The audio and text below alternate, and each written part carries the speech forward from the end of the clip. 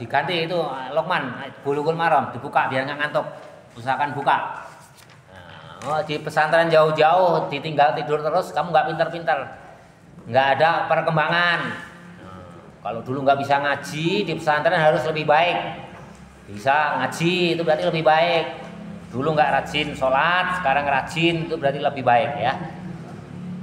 Bismillahirrahmanirrahim. Bismillahirrahmanirrahim. Hadis berapa sekarang?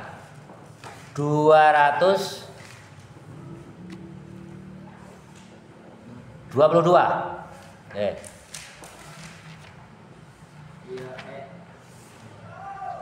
Betul.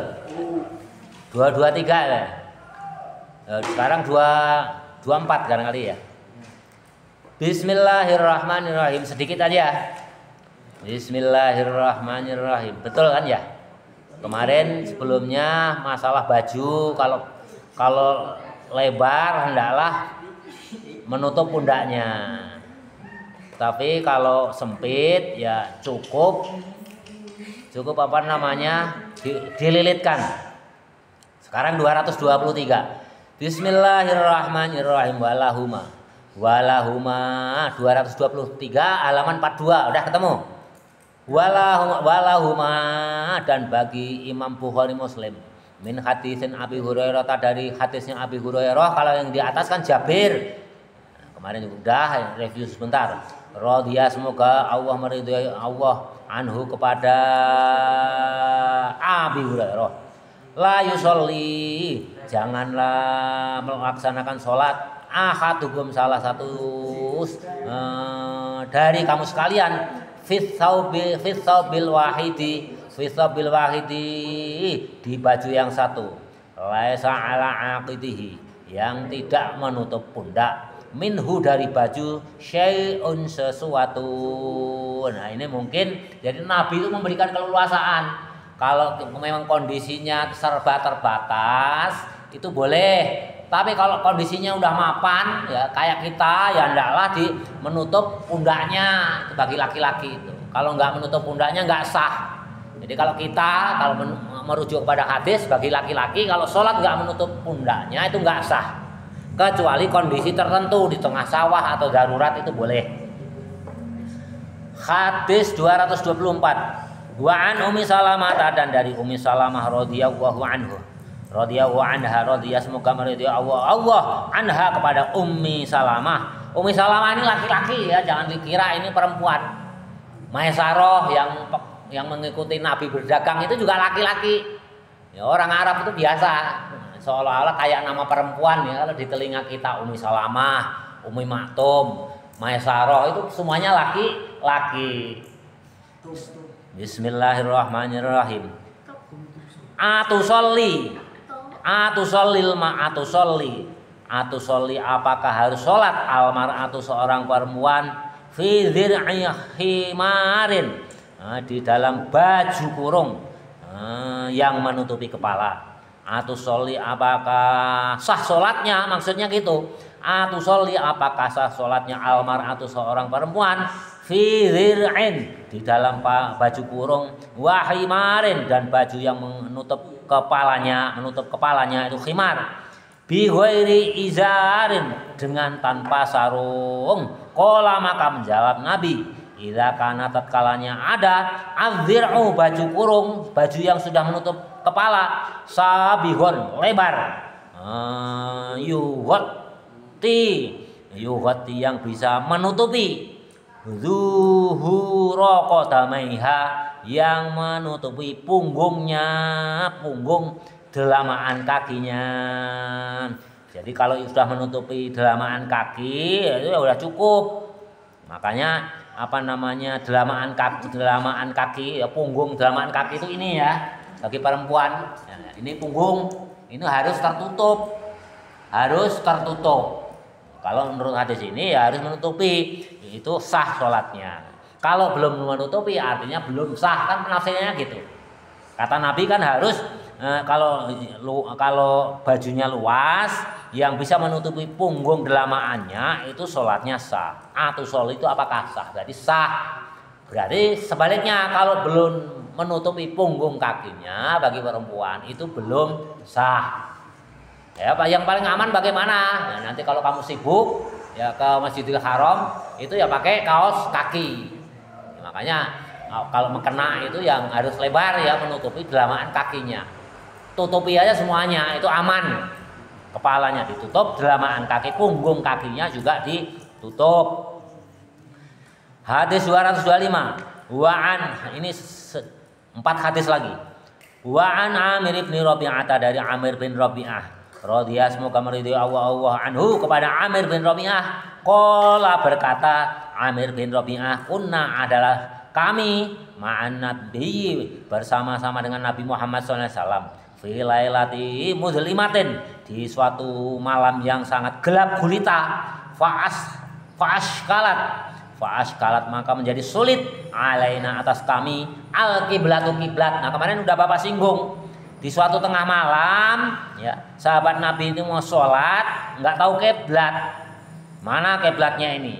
Fasolaina maka kami sholat. Falama tolaat maka tatkalanya terbit asyamsyu matahari. Idza nahnu ketika kami sholaina sholat kami ila ghairil kiblati ternyata tidak menghadap kiblat. Ternyata enggak menghadap kiblat. Fanazalat maka turunlah ayat fa'aina ma tuwallu maka kemanapun kalian menghadap fatama ke arah mana wajhullah yakni di situ Allah. Jadi apa? Boleh. Jadi kalau kalian mau nggak bingung arah tengah malam, ya, ternyata kiblatnya salah, ya itu sholatnya sah. Ini dalilnya. Ini terjadi pada zaman Nabi. Karena nggak sengaja. Tapi kalau tahu kiblat kalian sengaja itu ya nggak boleh. Tapi nggak tahu kiblat kalian nggak sengaja ternyata kiblatnya salah itu boleh. Ini dalilnya fa'aina ma tuwallu fasamma wajhullah. Al-Baqarah ayat 115.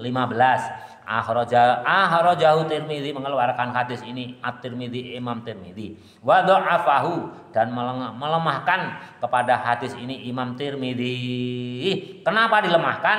Karena di sana ada As'ad bin Sa'id As-Samani. Ya, dia dilemahkan bukan isinya tapi orang yang meriwayatkan ini barangkali pernah berbohong sekali aja udah meriwayatkan hadis dianggapnya hadisnya itu lemah itu sanadnya bukan isinya.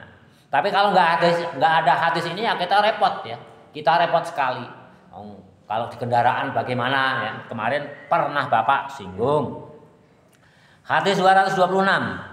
Jadi kalau nggak sengaja boleh ya, kalau nggak tahu kiblat ke arah manapun boleh, atau kondisi tertentu kalian naik pesawat tahu kiblatnya pakai kompas seandainya ada ya, tapi pas pesawatnya nggak menghadap ke kiblatnya repot juga ya, nggak bisa. Ya udah ke arah manapun boleh. 226 Wa'an Abi Hurairah dari Abi Hurairah radhiyallahu semoga meridhai Allah anhu kepada Abi Hurairah qala berkata Abi Hurairah qala Rasulullah sallallahu alaihi wasallam bersabda Nabi Muhammad sallallahu alaihi wasallam ma bainal masriqi apa-apa yang antara timur wal maghribi dan barat kiblatun itu menjadi kiblat. Rawahu Tirmidzi diriwayatkan Imam Tirmidzi wa qawwahu dan menguatkan hadis ini Al-Bukhari Imam Bukhari. Jadi Nabi pun bersabda mau timur mau barat walaupun ini disebutkan timur barat berarti ke semua arah itu adalah kiblat. Artinya apa? Kalau kita nggak tahu kiblat atau kondisinya nggak memungkinkan ke arah manapun kita sholat itu sah. Kendaraan atau nggak memungkinkan atau nggak tahu kiblat itu sah, kecuali kita tahu kiblat kita sengaja nggak menghadap ke kiblat itu yang nggak boleh. Itu nggak boleh tahu kiblat kok menghadap ke kiblat, nah, itu nggak menghadap ke kiblat itu nggak sah. 227 Wa'an Amir bin Rabi'ah dari Amir bin Rabi'ah radhiyallahu semoga meridhai Allah anhu kepada Amir bin Rabi'ah qala berkata Amir bin Rabi'ah Ra'aitu saya melihat Rasulullah sallallahu alaihi wasallam Nabi Muhammad sallallahu alaihi wasallam yusolli melaksanakan salat ala rahilatihi di atas kendaraannya. Nabi ya Amir bin Rabi'ah ini melihat Nabi salat di atas kendaraannya. haitsu tawajjahtu, kemanapun haitsu tawajjahat, kemanapun Nabi menghadap, bihi dengan ini sholat. Ini Nabi itu kalau sholat sunat menghadap kemanapun, jadi enggak harus menghadap ke kiblat. Tapi nanti di riwayat yang lain Nabi mengusahakan sewaktu Allahu Akbar itu menghadap ke kiblat. Setelah itu bebas. Itu khusus muttafaqun alaih, muttafaqun diriwayatkan oleh Imam Bukhari dan Muslim. Zada menambahi Al-Bukhari, Imam Bukhari, yumi'u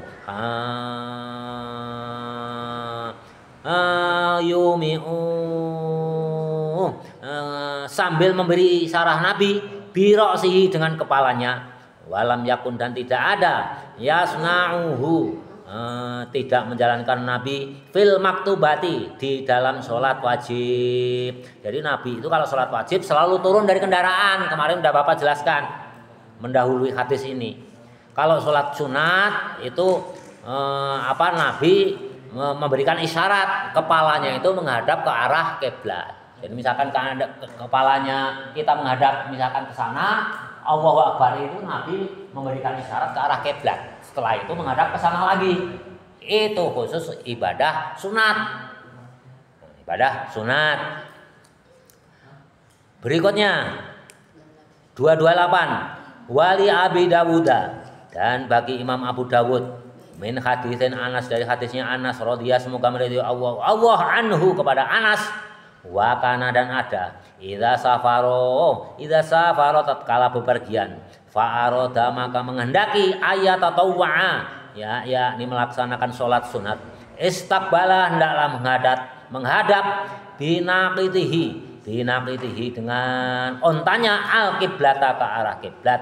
Fakabbaro maka bertakbirlah, summa sholat kemudian sholat, haitsu kana wajhu kemanapun arah wajahmu, arah wajah rikabihi kendaraannya Nabi. Nah, hadis yang lain menjelaskan lebih jelas kalau mau sholat sunat di kendaraan Nabi itu pas Allahu Akbar itu kepalanya mengarah ke kiblat. Setelah itu ke arah manapun ya sesuai dengan arah kendaraannya. Terakhir hadis 229 wa an Abi Sa'id Al-Khudri. Jadi jelas ya kalau sholat sunat kalau kita memungkinkan ya pas Allahu Akbar itu kita menghadap ke arah kiblat. Nah, setelah itu ke arah manapun boleh kalau memungkinkan. Tapi kalau nggak memungkinkan mau sholat sunat mau sholat wajib itu boleh-boleh aja. Kalau terpaksa di kendaraan, di pesawat ya barangkali itu sulit sekali ya. Itu sulit sekali. Wa an Abi Sa'id Al-Khudri, dari Abi Sa'id Al-Khudri radhiyallahu semoga meridhoi Allah anhu kepada Abi Sa'id, anan nabiyya bahwasanya Nabi Muhammad SAW qala bersabda, al ardu semua bumi, al ardu bumi kulluha semuanya, al ardu bumi kulluha semuanya, masjidun sebagai tempat sujud, illal makbarota kecuali kuburan, wal hamama dan kamar mandi. Jadi kalian sholat dimanapun boleh ya, dimanapun boleh kecuali di mana kuburan atau kamar mandi. Tapi hari ini terjadi saudara kita di Korea, ini cerita sahih ya yang menceritakan seorang ulama besar Gus Baha. TKI kita di Korea itu kalau sholat di dalam kamar mandi. Karena apa? Terpaksa. Sholat di dalam pabrik nggak boleh, di dalam kantor nggak boleh, di lingkungan pabrik nggak boleh. Terpaksa di kamar mandi sambil bersandar di dinding. Dia nggak melakukan sujud, nggak melakukan ruku, Allahu Akbar. Padahal hadisnya jelas dilarang ya di kamar mandi. Kalau terpaksa gimana? Ya boleh, karena terpaksa. Tapi kalau nggak terpaksa, misalkan kita bepergian, kalau umumnya di Indonesia ini nggak ada tempat yang terpaksa. Kita bisa sholat di manapun. Di dalam gereja boleh nggak? Boleh. Di dalam kelenteng boleh nggak?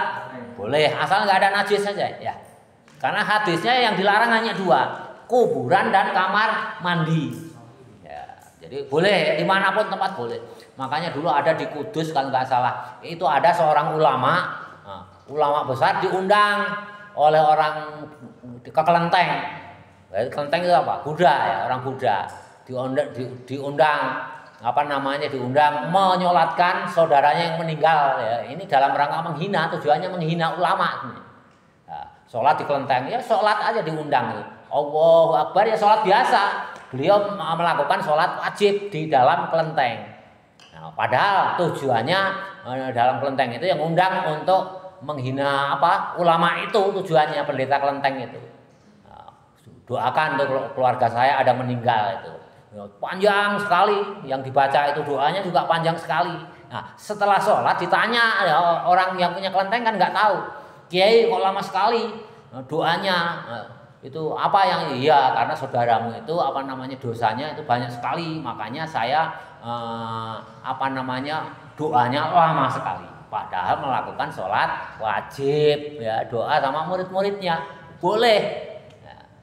Akhirnya apa? Dia bisa menjaga hubungan baik dengan pendeta kelenteng, bisa melakukan sholat wajib di kelenteng. Kapan lagi kelenteng untuk sholat wajib? Itu terjadi di Kudus sana.